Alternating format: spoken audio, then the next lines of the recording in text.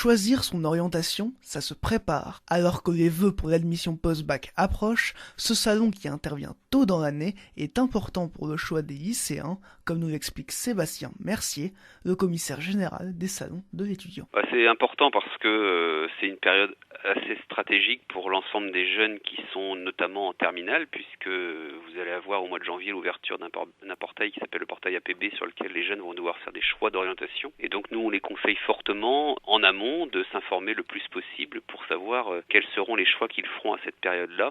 Et donc du coup de venir à la rencontre des différents organismes de formation pour savoir vers quelle voie ils veulent s'orienter. Et pour savoir dans quelle voie il faut s'orienter, il faut savoir anticiper et s'y prendre avant la terminale. Parfois, il faut faire un salon de l'étudiant quand on est en première et le refaire quand on est en terminale, parce qu'en fonction de ses notes, en fonction des disciplines, en fonction de l'évolution de son projet, c'est bien à un moment donné d'accumuler, on va dire, les sources d'informations. Tout ça, c'est un cheminement vers un choix qui est un choix important. D'ailleurs, c'est un choix qui est un peu stressant parce que le groupe étudiant organise près de 100 salons au niveau national. Sur ces dernières années, on n'a jamais eu autant encore d'affluence sur nos événements. Ça montre qu'il y a ce côté un peu anxiogène des choix d'orientation et de savoir si on va dans des filières qui demain vont recruter. Donc toutes ces questions-là, c'est des questions qu'on peut poser à l'occasion des conférences ou à l'occasion des rencontres qu'on a avec les différents exposants. Et parmi les conférences proposées, une permet de savoir s'il vaut mieux aller à la faculté ou en classe préparatoire. C'est un choix en fait qu'on fait en fonction de son profil personnel, c'est-à-dire que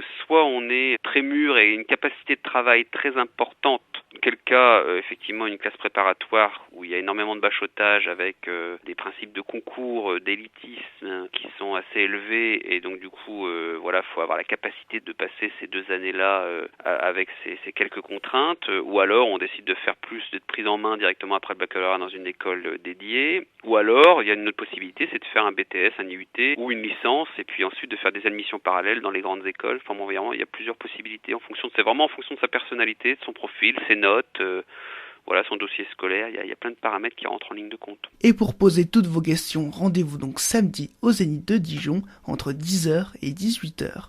Pour le BFC Info, Hugo Sastre, RCF en Bourgogne.